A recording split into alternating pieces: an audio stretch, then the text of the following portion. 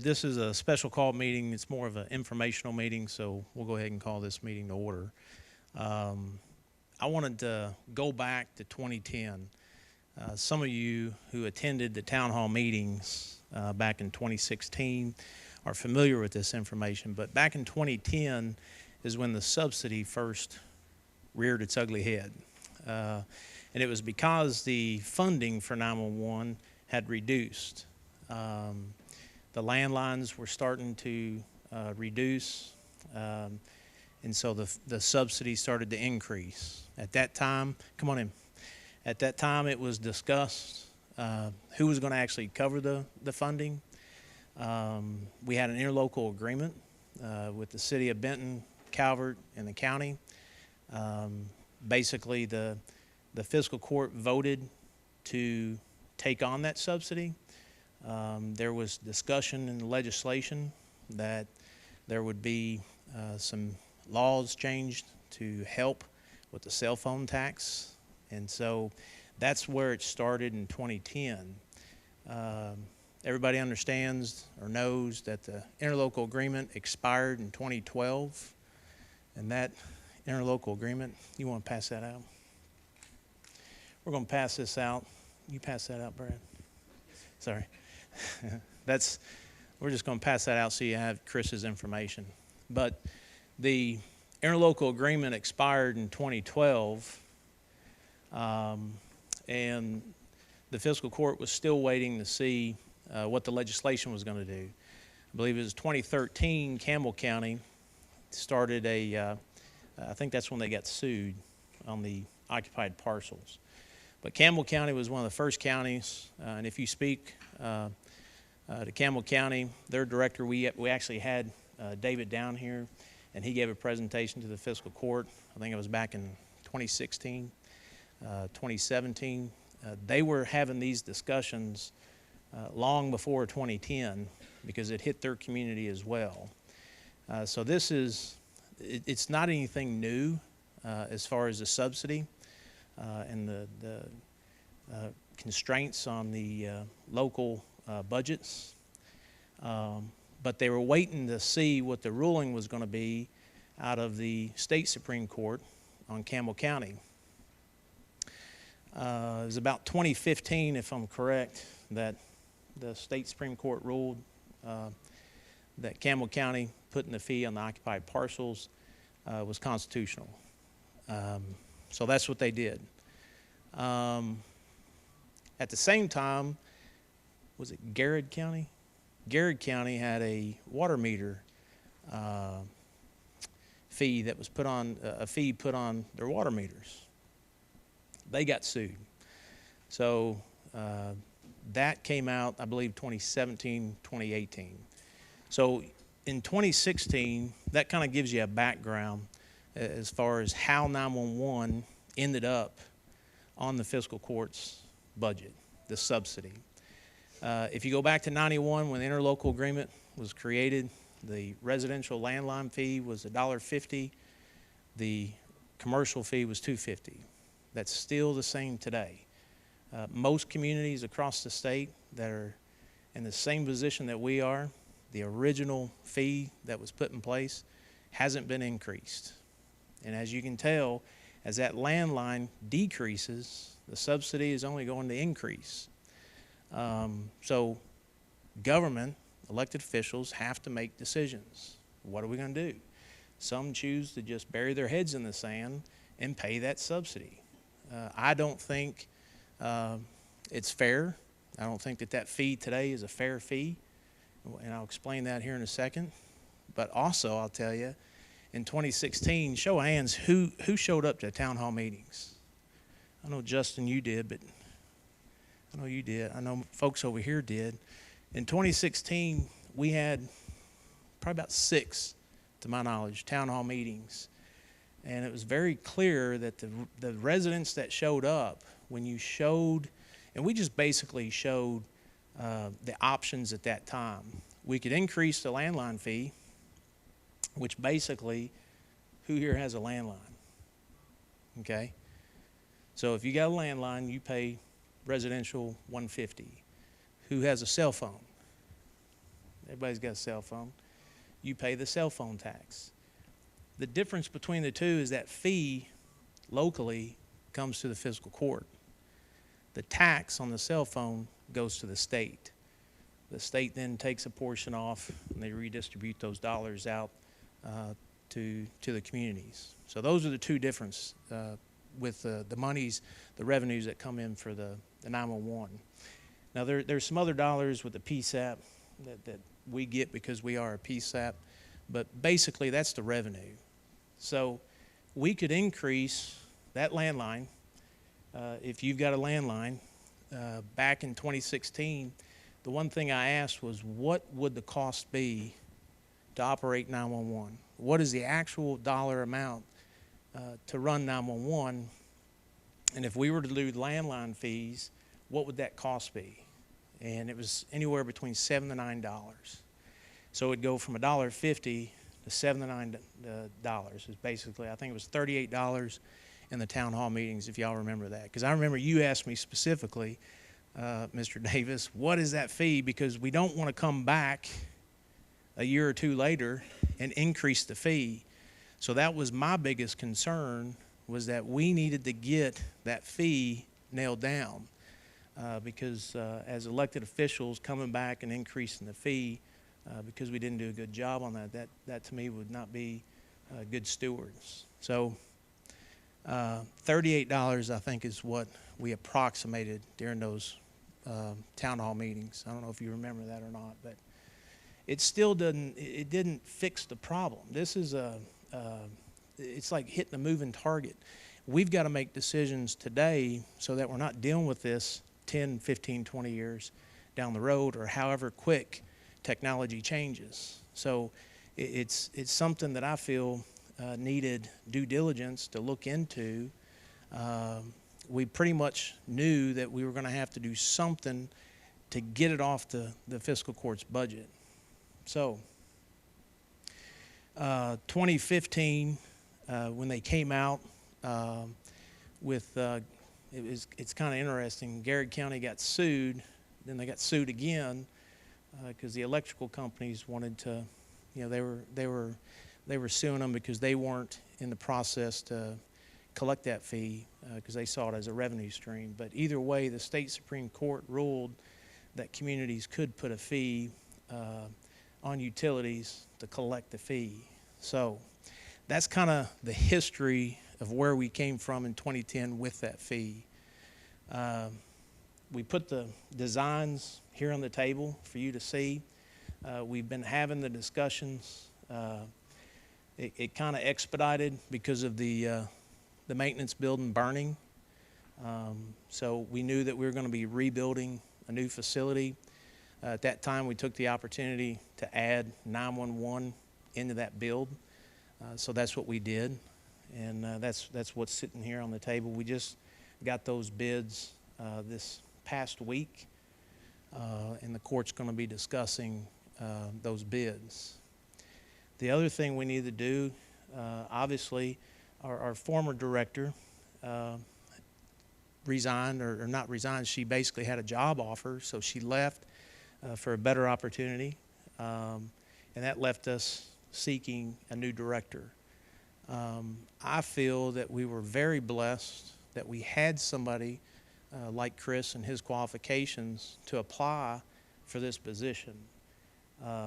In the court, knowing what we have to do to get the 911 center where it needs to be, somebody like Chris and his experience, he can do that. So the court discussed it. We decided to make him an offer. It was a take it or leave it offer. We actually had both through the interview panel that we had. We had 9 applicants that applied for the position. The panel reviewed all 6 or 9. I can't remember. Was it 6? 9? And it was the sheriff, and I think we had the director on there. Had a citizen and myself and the deputy judge. And the number 2, there were 2 that were picked. Chris was the one that was picked out of the first. He was picked first. And then there was a gentleman from Callaway County that was picked second. So basically, I had both of them come to the fiscal court. We went into executive session and we sat down with both of them, and they got to basically sell themselves to the commissioners. We all agreed that Chris had the experience. He's been in the dispatching career for, well, since 1998. I know when LaDonna and I, when we went to Owensboro to sit down with the architects, basically to explain to them what we're looking for, LaDonna had Chris come over on his own time so that he could help explain to the architect what we're going to need. So we've had his assistance already, but when he applied for this position, I thought that it was a great opportunity for us in our community to have somebody with his experience to get this done. Everybody agreed that he's got the experience. I was directed to give the offer to hire Chris at $80,000. I called him, gave him the offer. He called me back the next day and he accepted the offer. We put that on the agenda this past week, and the court voted to hire Chris to carry out these duties. Now you can imagine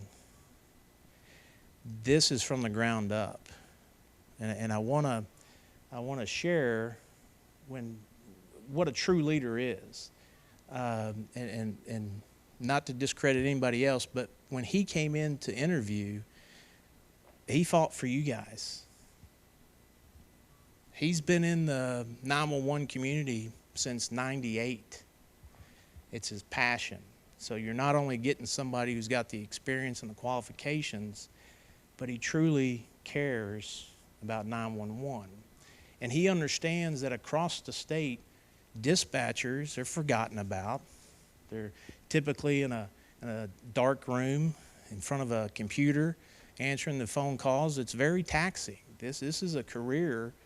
High attrition rates. I know when LaDonna was here, we had people come and go, but it's hard to keep somebody as long as we have 20 years. It's a hard profession to stay in unless you really love it, right?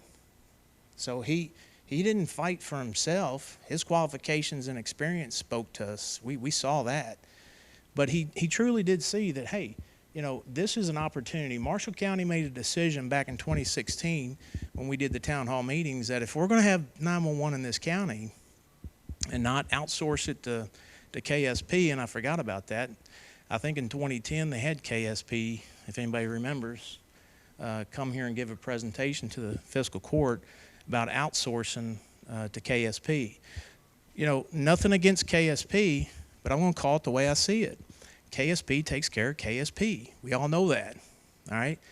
For us, it was very clear we wanted 911 here in this community. So those were my marching orders from the citizens in this community to keep 911 in this community. Well, as you see, it's a lot easier said than done. That means a lot of work has to be done. And we were not going to outsource our services. We were going to keep that in this county. So here we are, we're designing a new facility. We've hired a new director, taking it from the ground up. It's almost like a clean canvas.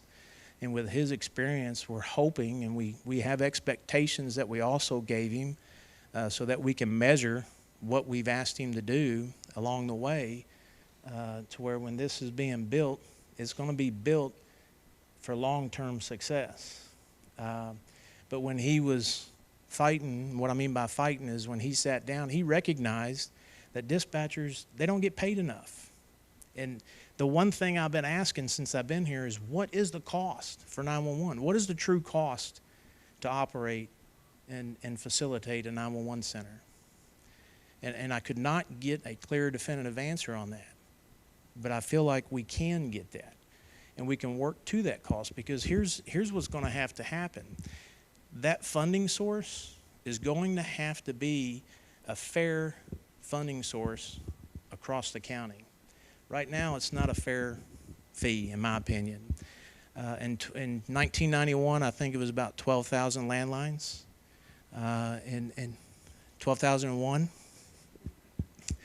And Miss Ford would know. She's been here the longest. Today, we've got a little over 8,000. Would that be accurate, if you know? Maybe less, about 6. So you can see as the landlines decrease, the subsidy is only going to go up.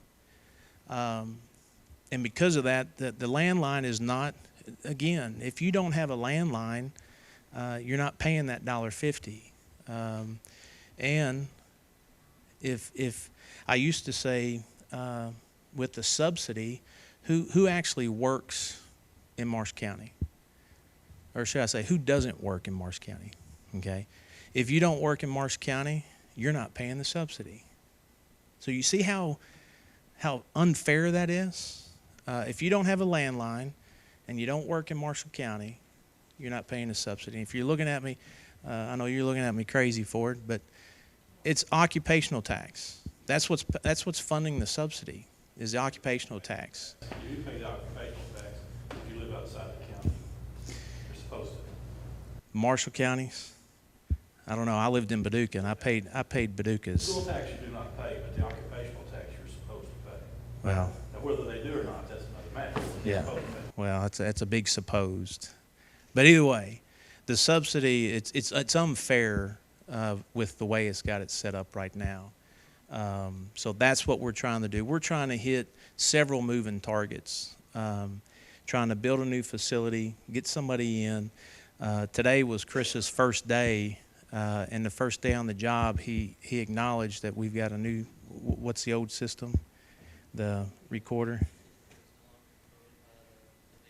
Yeah, so we've got something that carries potential huge liability that the vendor no longer supports it or carries it. I mean, that's on day one to see that we need an upgrade in some of our technology. Now, that's what we're trying to do moving forward. We've got to find the revenue source, and the key for that is to find the actual cost for 911 and to structure everything from the pay scale, accreditation, policies, procedures, whatever the case may be. I mean, that's from Baron Metcalf that he put together.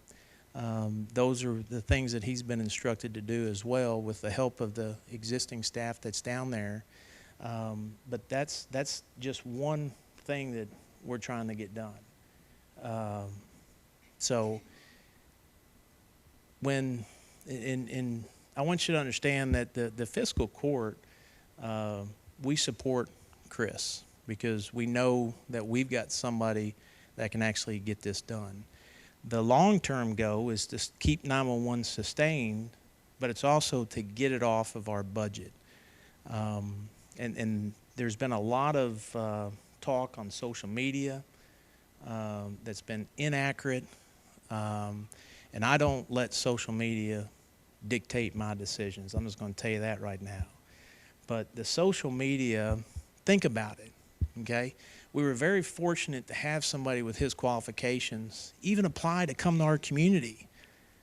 And the bashing on social media, what does that say for our community? I'm not going to let those that are uneducated bash somebody that this fiscal court stands behind determine who we are as a community. It's not going to happen. We're a better community than that. Now, if there are legitimate questions that you have as a citizen that you want to know about our decisions or about Chris, call us. We'll tell you.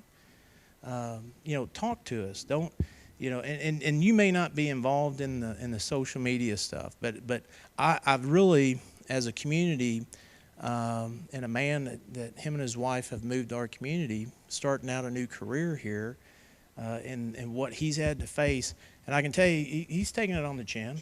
He's a big boy. He says, "No, I'm here to work." That's what I like about him. Regardless, he's going to get the job done. He knows his expectations from us. He likes his community, and that's why he's here. As elected officials, it's our responsibility That's what I told WPSD. It's my responsibility to stand here in front of you as citizens and explain to you what our mission is, what we're doing with 911. If we're going to keep it in Marshall County, this is what we're going to have to do. Who here knows about the Tier 1, Tier 2, Tier 3? All right. We're a Tier 2. What that means is where you stand in the line for grant funding, okay? By going into a regional 911, we become a Tier 1, and that's in the front of the line. If you're not paying attention to what's going on with those funds and who's in the front of the line to get available or get access to those funds, you need to. We want to be in the front of the line when it comes time to get that funding. That tier system came out, I believe, in 2017, somewhere around in 2017. So we're a Tier 2. We discussed that with Chris. We want to be a Tier 1.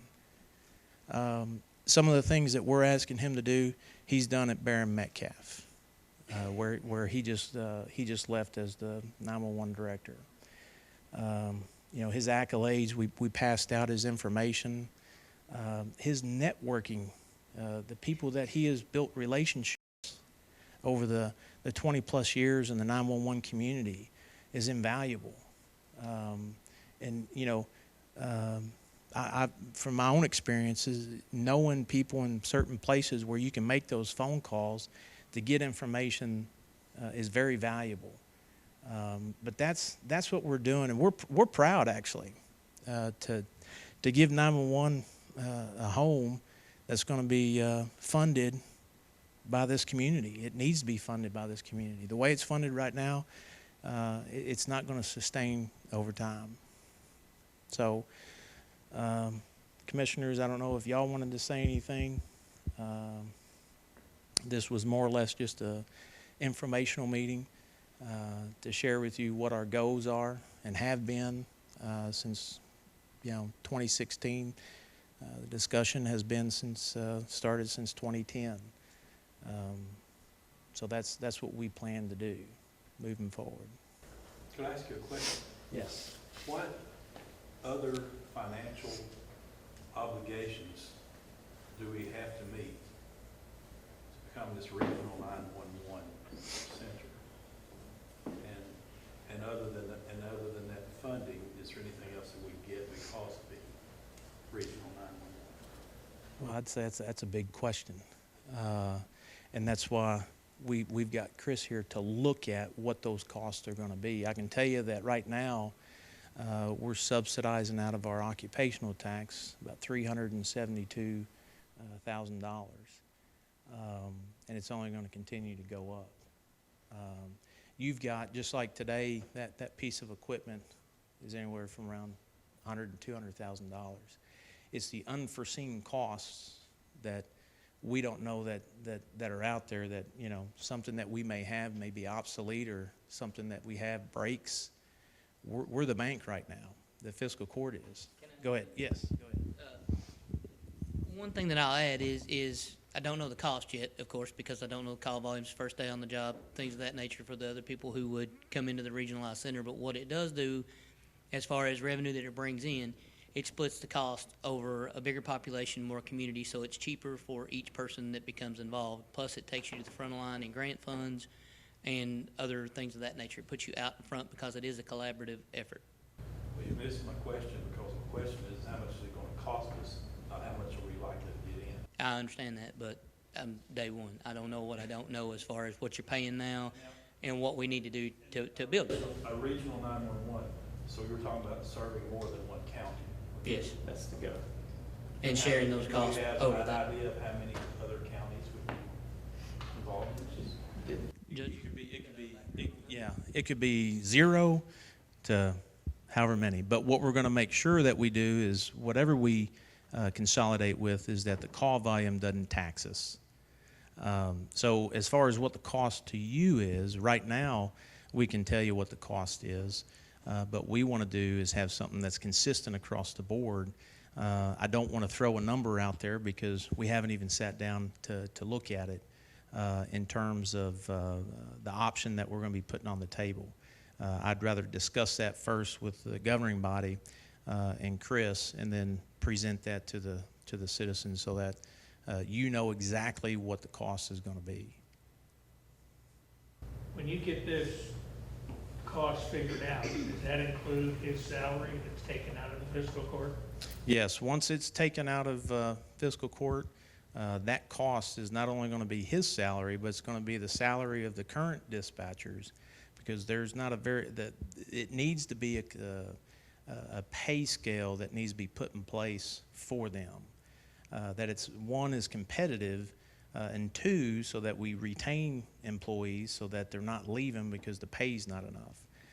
And that's fair. I mean, that's something that should be done long before I got here, because I can tell you, being a retired police officer, it's taxing when you got people coming in and going out, and you got to get used to a new voice on the radio and experience on the radio when you're going to a bad call.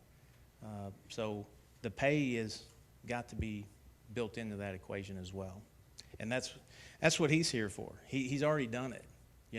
This is Baron Metcalf, and as citizens in this community, we should pay it. I mean, that should be our responsibility. It's a service that every one of us can call upon at any time, and it should be a fair pay and a competitive pay for those employees. So yes, it will be built in.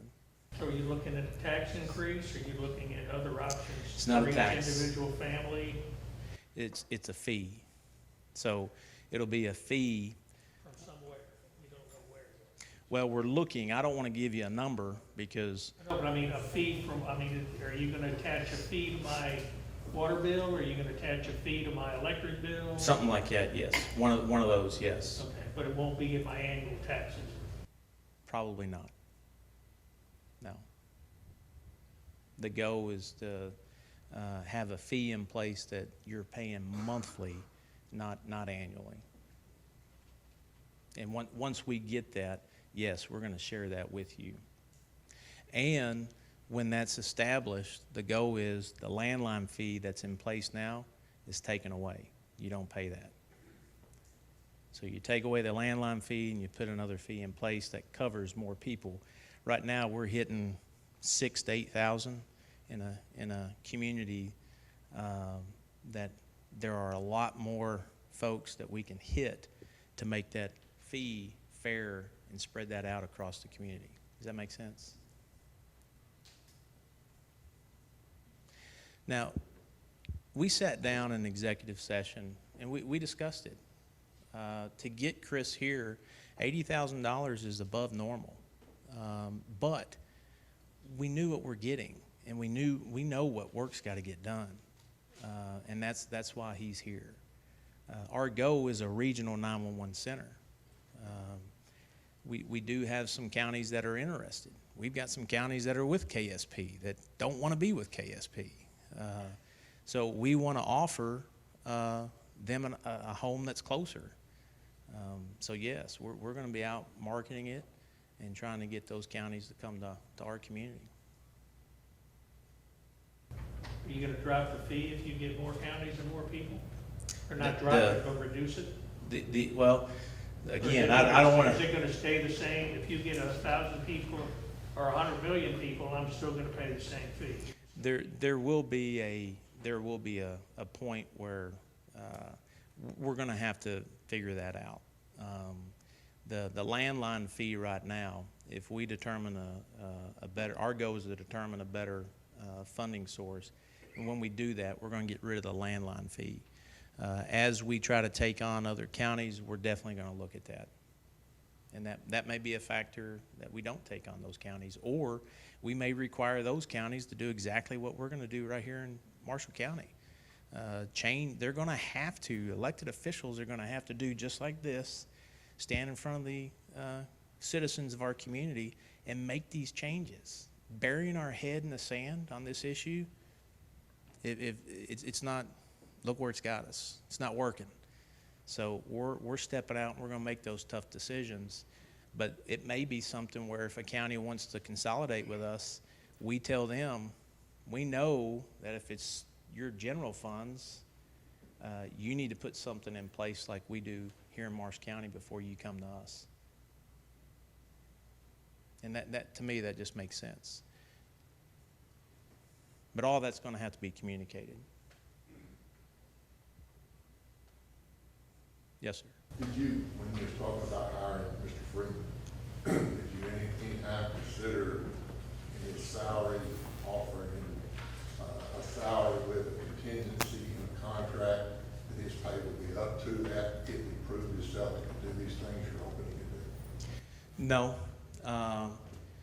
The decision to pay him, actually, we were looking at 85 is what was offered, and we reduced it to 80. I think the majority of us felt comfortable with 80 to get him here. I think one was for 75, but either way, it was a consensus to get him here.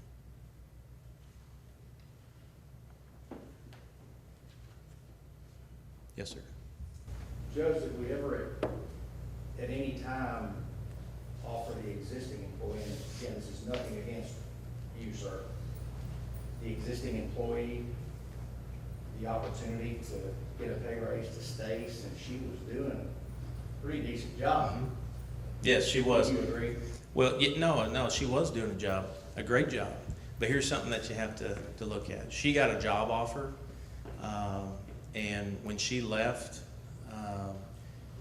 when we were interviewing and we were going through the board process, even if I offered what we offered, and I don't want to get into the details of that because that's not my business, but I don't think I could have offered her that money, not knowing who was going to apply and who was going to make it to the number one seat that these commissioners and I were going to pick. So it's not a fair question because there was a lot of moving parts.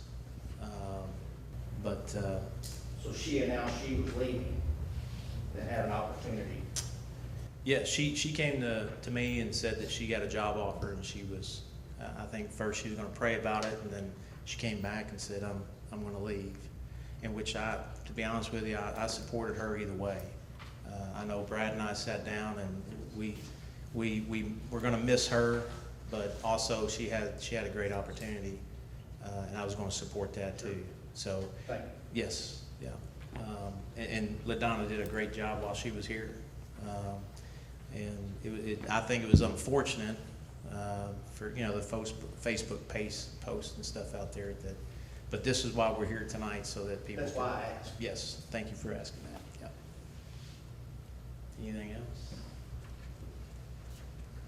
Here's what I want you to. Yes, sir. If someone else offers him a job for more money in a year from now, what are we gonna be up against then? And that's the nature of it. Are we gonna have to offer him another 20,000? Well, we'll obviously have to deal with that if that happens, but I think one thing that made me feel comfortable with Chris is he sees the opportunity. Somebody that's been in the 911 field since '98, he's got a clean canvas. This is, trying to use an example of where you get to come in and put all of your experience that you've had over those years to build a regional 911 center. If he walks away to somebody else that's going to pay him more monies, I mean, that could happen, but I don't think it's going to happen. Has he not got a contract? There's no contract with him? No, he's a. So he can quit tomorrow if he wants to? He can quit tomorrow if he wants to. Yes, sir. And he really started to work, had the job before the fiscal court voted on it, right? No, today's his first day. His first. Last week, he was hired last week, he said, and it starts today. Yes, the fiscal court meeting, we have to have approval. So the fiscal court gave approval for the offer, but his first day started today. Yes. One more thing. Yes, sir. Did we have to pay for his moving expenses down there? No. That's another Facebook. Okay. No, I'm glad you asked that because I don't know who started that. That's why he asked. There was a Facebook post that we paid I don't even know how much, 30,000. 30,000 Oh, for. wow. It's 20. Used to be 20, okay, so it's gone up. For Chris to move down here. No, we did not even discuss that. So no, I'm glad you asked that and clarified that. Can you explain what goes into the $80,000 salary and how that was determined and where that money will come from specifically? Well, as I stated earlier, it's the occupational tax, it's funding 911 subsidy. So that's where it's coming from, the occupational tax. As far as the expectations, I can give you a copy of those after we get done. I don't know them off the top of my head, but I can give you what we gave him. I understand the expectations, but and it's the question a lot of people have is what specifically was considered when you all discussed the $80,000 salary when it comes to hiring Mr. Freeman. Nothing against your qualifications, you do have a very impressive resume, but just asking for our folks at home that want to know what was discussed, how was $80,000 determined? Did you look at salaries across the state? Just when is that decision? I would say for Marshall County, exactly what I just stood up here and talked about. Because some of these elected officials weren't here as elected officials back in 2016. So I kind of went through the whole background of 2010 of the official communications and fiscal court as far as how that subsidy got on our budget. So we went through pretty much what I just talked about. We went through a lot of things. So I hope that answers your question. Yes. There was somebody come around and wrote up job descriptions for everyone in the county. Was there a job description written up for 911, and was that supplied to him before he took this job? And is there still job descriptions for everyone else? Our admin code is what we have our job descriptions in. If you remember, the fiscal court approved, I think in 2018, to have an outside consultant come in and put the job descriptions in place and the pay scale in place as well. So that's in our administrative code, which the fiscal court reviews that annually in the month of June. So if there's any pay scale and job descriptions, it would be in our admin code. And there is one for the 911 director as well. Off the top of my head, I think they're pulling it up. But there is Yes, one. I believe As far so. as he knows. Yeah. Okay, thank you. Well, for that position. Yes. But we've got additional, there is, but we've got additional expectations I understand. specific to this project. But yes, Thank you. yes, thank you. When are you gonna break ground? Well, we just got the bids.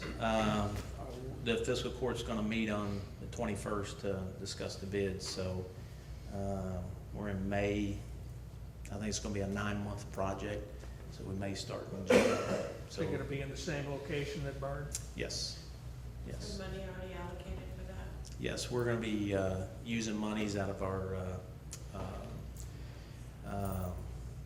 we've got some monies that we put aside for investment dollars, and that's what we're gonna use to build it. The insurance monies that we had, we've used in other places, and so we're gonna use those dollars. We had, if you remember, we had engineers give us a cost analysis of what it would cost to rebuild it from the original material. It was about $1.2 million. And RBS estimated the rebuild at about $1.7 million. And the bids came in, I think, anywhere from 1.9 to 2.3 or 2. So.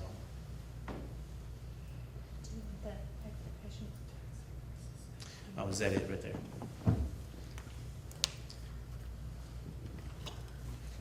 So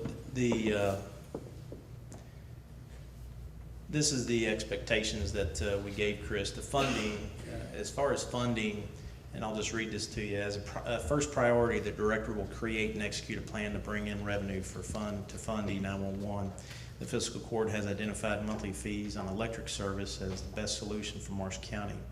The director will serve as lead communicator in negotiations with electric companies to establish rates for collecting these fees and dispersing to the county. The director shall also be diligent in exploring all avenues of funding, including but not limited to application for grants. Public relations initiative, basically we want him to be out in front with his experience. You do not want me talking about the desk that you sit at to take those calls, because you'll end up with something that you will not like. So he's got the experience to go out and articulate that. So his PR, he's going to be leading the PR, but we're going to be standing beside him. The layout, he's going to be working with the contractors, because Baron Metcalf, he was doing the same thing. He worked side by side, making sure that when they were rebuilding the center where he was at, he was there to make sure that it was being done right, and he's actually even put his own time in to make it right.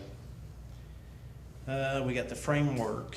The director will create and implement the framework for the department to operate in its current capacity, with the understanding that this framework will need to change and adapt as plans to become a regional center become a reality. So that's what we want. The long-term plan is it to be a regional 911 center. Not just a small 911 dispatch here in Marsh County. We want it to be a regional communication center. Regional communication, as a part of the plan to become a regional 911 center, the director will need to establish lines of communication and relationships with pertinent leaders throughout the region. This may include, but is not limited to, county judge executives, mayors, fire, and police chiefs. Time frame. Some phases of this overall initiative will begin immediately. While no definitive timeline has been placed on the completion of this project due to many outside entities being involved, the director may be asked to present status reports to the office of the judge executive as needed to show progress and address any issues. Along those lines, the director understands that his compensation is substantially more than any prior 911 director in Marshall County. Therefore, to state the obvious, the Marshall County Fiscal Court reasonably demands a strong return from the director on this investment. And then in general, the director shall be bound by any and all applicable policies and procedures established by the Fiscal Court. The director understands that employment is on an at-will basis. So that's what the Fiscal Court put in place as far as expectations, and those were delivered, and Chris accepted them. It's a good question. Anybody else? Yes. One of the concerns that's been floating around has been about the tower system in the county. And we're talking about becoming a regional facility. At around the same time you guys were doing the town halls about 911 funding, there was a survey done on our radio system. Are you guys looking into that? That there are parts of the county that our first responders don't get great coverage. Is that something that needs to be addressed before we become regional? Yes, and the town hall meetings were in 2016. The survey, I think, was done late 2017. The survey basically that was presented in fiscal court showed where the dead space was in our county. Wherever your dead space is, and that's basically, a lot of that is driven by terrain, but it can be because of lack of infrastructure. But the survey showed that with a new tower in Aurora, we can have better coverage, and we can eliminate not all, but most of the dead space. And what dead space is where you just, for the ones that do know, you just don't have any communication. We've got first responders that are on their cell phones calling dispatch, and it's just unacceptable, but it is what we've got. Now, the big question is who's responsible for that? That goes back to where 911 being funded by itself ends up on the county subsidy, or ends up on the county budget as a subsidy. So that's something that, you know, again, we're going to have to sit down. We did do the survey. It's about $1.3 million, and there's a lot of equipment that's going to be needed for that. We have talked to West Kentucky Rural Electric. They already have a tower infrastructure in place that we could go into negotiations to where we can put our antennas on their towers as long as it doesn't interfere with their infrastructure. So there are some already discussions going on, but obviously with Chris's experience, he can carry out those conversations for us. Yes, sir. I know early in the game, prior to the fire and then after the fire, of course, our regime has changed in the coroner's office. It had been discussed because we had never had a freestanding, if you will, coroner's facility, simply because our coroner was the owner of a funeral home facility here in the county. So with that said, I know it had been discussed that there would possibly be a new facility with the coroner's office housed within the body of the new facility being built in Draftonville to replace the road department building. Any thought there? Is that Yeah, on the table? yes, and that's a good question. I'll tell you exactly what happened. We all know in the funeral business, it's a special, not a special, it's a very, it's in the life. It's you know, it's emotional. Funeral directors are trained in handling those types of cases, so is our coroner's office. Co-locating it at first, we thought was going to be a good idea because we could put more under one roof and save some money until where they're at right now. They're renting space. A family showed up to get some last remaining clothing or items from a loved one, and they grabbed the supervisor of our maintenance department. So we don't want our employees that don't deal with that type of work handling that type of business. So we kind of backed off of that and said maybe we don't put that in that facility because of that type of business. So the current coroner has been tasked with trying to find a solution for that. So, but that's a great question. I have a question about the occupational tax. Is any of the occupational tax already earmarked or restricted for use or repayment, or is it all collected occupational tax? Is it unrestricted? In other words, you don't have some note that you're paying with the occupational tax. In other words, you can choose to use it wherever you want to or not choose to. Which is it? I can tell you with our budget, we've got it in the general fund, we've got it in the road fund, we've got it in the 911 fund. We've got it all throughout our budget except ABC and the building inspection. So it's not exactly earmarked for anything, but it's used for a lot of different purposes. Correct. Yes, sir. Good, I'm just curious, I've never had my 911 call, hope I don't, but, you know, hopefully, you know, we wanna make sure their citizens have that access. I was just curious, on average, how many calls do we have? That's a great question. I mean, I was just curious. It is absolutely a great question, and I think the sheriff left, but the sheriff's department.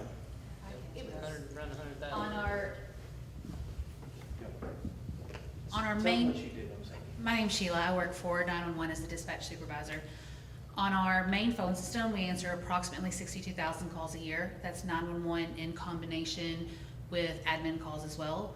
We also have phone lines that are transferred over to us from the sheriff's office, and I would say this is a very rough estimate because of the type of phone we're unable to track this number, maybe 15,000-ish from that line. So add those two together, and that's approximately what we answer a year. I think that's more than most people would think. I mean, just my opinion. No, and that's a great question, because if you've never called 911, you don't know. So that's a good question. Anything else? Listen, we wanted to do this tonight. Do y'all want to say anything? Anything else? If not, I mean, we wanted to do this tonight because, you know, it's important for us to get the message out there as far as what we're doing with 911. And I do appreciate y'all coming out and asking the questions. And I know we're Facebook Living it, and that way people can come back who couldn't make it so that they can watch it and get the information. Again, all I would say is call me. If you have a question, just call me. What I appreciated the most are the people that either sent me a personal message or text, email, whatever it is. I appreciate those. And after explaining my decision, some maybe still did not agree with me, but at least they understood that I didn't make it willy-nilly. That's not the way I make decisions. So I would say, just give us a call if you ever have a question. I don't think anyone that knows me would tell you that I have an issue with talking. So feel free to call. All right, that's enough. But maybe that is one. All right. Well, listen, it's been 50 minutes. I appreciate everybody coming out, and again, appreciate your time. Thank you. I guess we'll need a motion to adjourn. So moved. All those in Second. favor, say aye.